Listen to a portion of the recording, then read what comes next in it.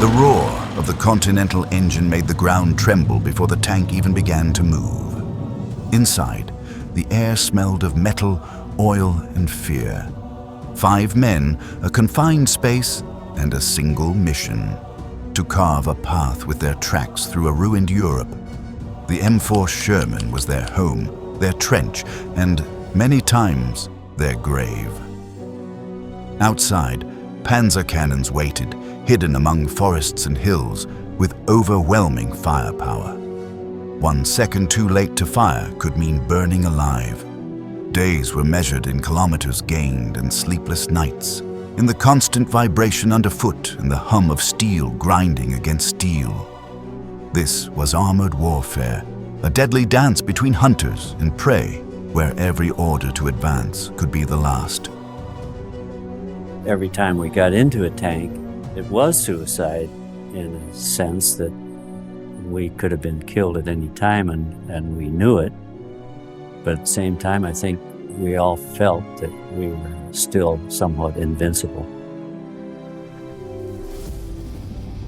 The interior of a Sherman was a closed, deafening universe. 5 men breathing the same overheated air, surrounded by ammunition and gasoline. Each had a precise role and almost no margin for error. The tank commander was the brain. He watched and gave orders. With his head outside the tank, he became everyone's eyes. With the hatch closed, he depended on periscopes that revealed little more than shadows and light. The gunner lived focused on the next target, his finger tense on the trigger. The loader worked like a machine, shell, breach, fire, again and again until his arms ached.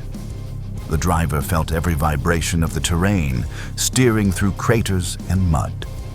Beside him, the radio operator maintained contact with other units and fired the hull-mounted machine gun. The noise was constant. Engines shouted orders, impacts, the whine of gears. Inside, temperatures climbed past 40 degrees Celsius. The air turned into a mix of smoke, gunpowder, and sweat. Sleep was a luxury. Rest came in shifts, sometimes with a helmet as a pillow, always with the radio on. No one spoke of fear, but everyone breathed it. Everybody was frightened, everybody was scared, but it got built into you. You know, this is what you were going to do. You were going to see it through, one way or another. What are you going to do? You're going to repel and try and just refuse to get back in? You just didn't do it. Every day you would just say, man, if I can just make it through today, I got it made. But that came up every day. Between battles, the tank remained both home and trench.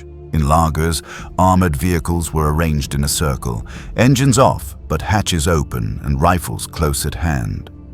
At the center, trucks delivered fuel, canned food, and ammunition. Sleep came under the chassis or on the hull, backs pressed against steel still warm from the engine. Maintenance was sacred. Filters were cleaned, tracks inspected, parts oiled, bolts tightened. A minor failure could cost a life. Mental exhaustion was constant. The engine's hum lingered even in silence. Many said that when they closed their eyes, they still heard the tank's roar and the echo of gunfire. A day of rest meant washing one's face with rationed water and writing a letter home in the mud. In the end, the war was lived aboard the Sherman, moving or waiting, with death always just meters away.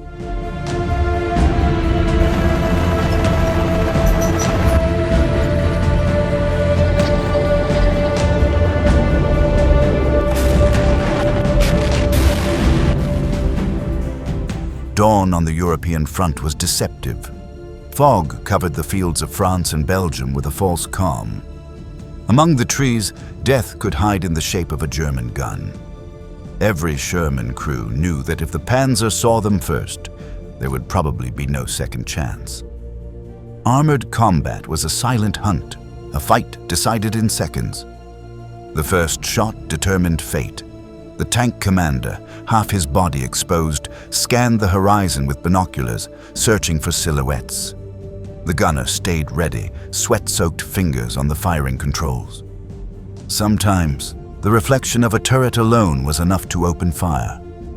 Panthers and Tigers were fearsome enemies. Their long guns could destroy a Sherman before it even spotted them. In open terrain, enemy armor was an impenetrable wall. Allied armor, by contrast, felt like paper skin under a sun that seemed to burn hotter as engines roared. That was why the secret was not endurance, but movement. The Sherman survived thanks to mobility, appear, fire, disappear.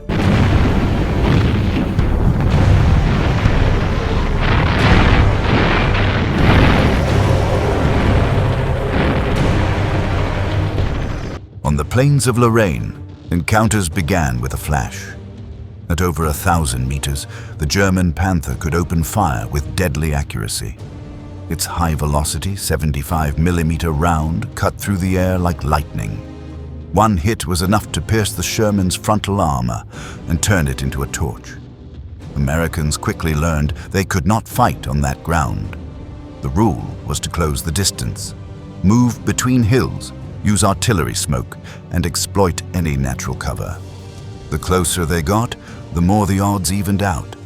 At short range, the Sherman could flank and strike the side or rear of the Panther, where the armor was thinner. Tank commanders developed an almost animal instinct for reading terrain. They searched for depressions, hedgerows, and gullies. They knew every tree could be an ally or a trap. Over the radio, orders were brief and tense. Advance, halt, smoke ahead, flank fire. Combat was not a line, but a puzzle of positions and seconds. When tactics failed, a frontal engagement became every Sherman crewman's nightmare. Their 75mm shells bounced uselessly off enemy armor. German 88mm guns or high-velocity 75mm cannons answered with brutal force. I was frightened, I was terrified. Sometimes I cried, sometimes I prayed. It really got to me. I was mad too. I couldn't see how in the world the American Army could put our soldiers on the field of battle with a growth up their tank. And I just didn't know how we were going to get through the war. In those situations, Allied strategy was to pin the enemy with fire while another tank maneuvered to the flank. That maneuver demanded perfect coordination and extreme courage. While one tank served as bait, the other had to find a flank without being exposed. Inside the tank, each shot hammered the ears and filled the air with dust and gas. When an enemy round struck, the sound was sharp and violent, followed by the unmistakable smell of burning metal. If the armor failed, fire spread in seconds. Men had to escape through hatches barely half a meter wide, uniforms ablaze. Many never made it out. The Germans knew how to exploit that fear. They waited for Shermans to line up in open ground, then fired from concealed positions. Every fight was a potential ambush. All morning long, they started bringing in these tanks with these broken and twisted bodies inside, and I was absolutely devastated. I thought, how in the hell are we going to win this war? The Germans are shooting the hell out of these tanks. I mean, that's the first time I seriously doubted if we could win this war. The Germans were just devastating us. They would just slaughter us right and left. Still, the Americans soon responded with intelligence. The Sherman was not a lone hunter, but part of a system. Infantry, artillery, and air power worked together. In a typical offensive, artillery laid smoke. Thunderbolt fighter bombers patrolled overhead, ready to strike tank concentrations. Forward observers directed fire from trees or rooftops. In that chaos, the Sherman moved as one cog in the machine, closing in under cover. At the Battle of Aricourt in September 1944, fog favored the Allies. German Panther columns advanced without air reconnaissance, believing they faced weaker forces. But Shermans and M18 Hellcat tank destroyers waited hidden in the mist. At close range, Panthers became vulnerable. Their turrets turned slowly, their vision was limited. Sherman seized those seconds of confusion and fired from the flanks. When the first Panther burned, the rest tried to maneuver, but it was too late. M18S and artillery finished the job. Within hours, the field filled with twisted steel. The Germans lost dozens of tanks. The Americans lost only a fraction. They had learned that coordination mattered more than caliber.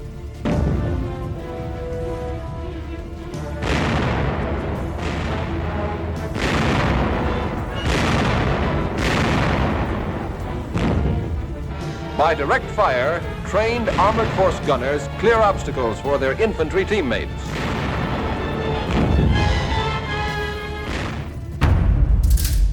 Even so, although the Sherman could not match a Tiger's raw power, it had less visible strengths.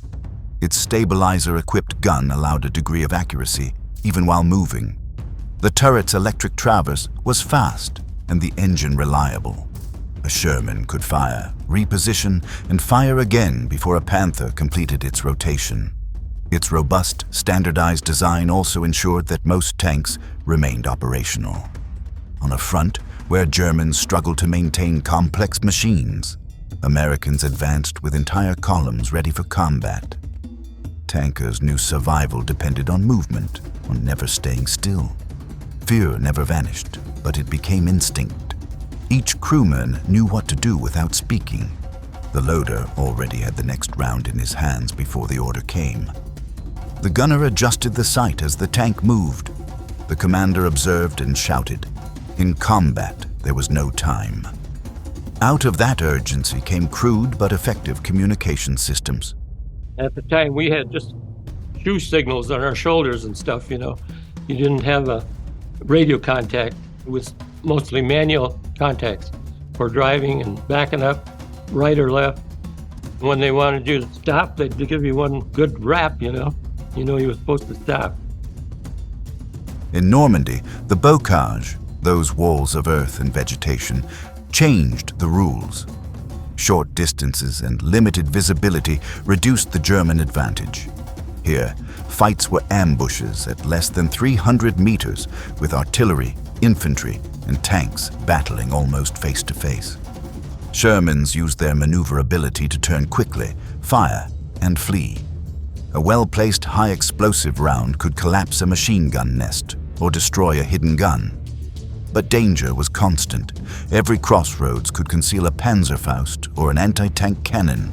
In towns, tension was unbearable. Tanks advanced through narrow streets, turrets rotating at walking speed, knowing the enemy could be behind any corner. These duels leveled the balance between Allied and Nazi tanks. That did not mean losses would be lower. Now, later on, we began to lose so many men that we had to operate with a three-man crew. We had a driver and a tank commander and a gunner. So then they sent down 2 truckloads of raw recruit infantry. Brought them down, we lined them all up. Said, how many of you guys have ever operated a tank? None of them have been in a tank. Some of them have never seen a tank before, not close up. When the enemy had thicker armor, better guns, and more men, the only advantage left was ingenuity. Sherman crews survived by inventing their own way of fighting. Every skirmish taught a lesson. Move, deceive, cooperate. The secret was not to absorb the blow, but to avoid it. The first rule remained never to stay still. After every shot, the tank had to change position. 2 or 3 meters were enough to disrupt enemy calculations. Drivers learned to reverse between trees, use hills as shields, expose only the turret, and hide the hole. Smoke became their greatest ally, grenades thrown forward, artillery rounds covering a withdrawal. Amid artificial fog and noise, the Sherman vanished and reappeared like a ghost. The second lesson was teamwork. No tank survived alone. In each section, one drew fire while another sought the flank. With radio coordination, commanders spoke little and acted fast. It was a language of seconds. When communication failed, combat turned into chaos, and chaos usually claimed lives. To lose a tank and see his crew shot all to hell, and then get back in a tank and still fight it, lose that and lose another, and he kept going. We've had so many lost 3 and 4 and 5 tanks and still kept fighting. Those men were courageous.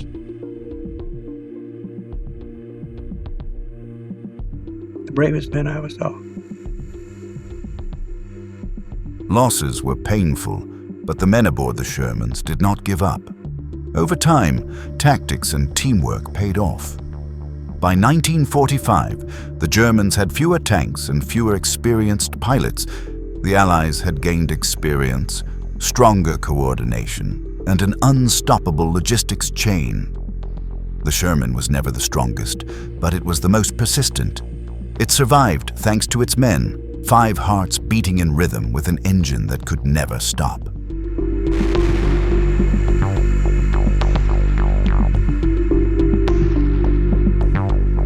Resistance overcome. Our troops move ahead.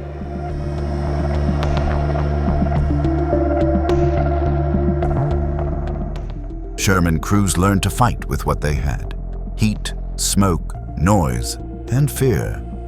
They were not heroes, but ordinary men trapped inside a steel box rolling through shattered towns and ruined fields. Their victory did not depend on armor thickness, but on the will to keep moving when everything seemed lost. From each battle, they emerged more worn, more silent, more skilled at surviving. War taught them that courage is not always attacking, but enduring the instant between seeing and being seen. When Europe returned to calm, few remembered their names, yet their path remained marked across forests, streets, and the burned remains of a continent. This brings us to the end. If you enjoyed this video, we invite you to join us in our next release as we continue discovering military history.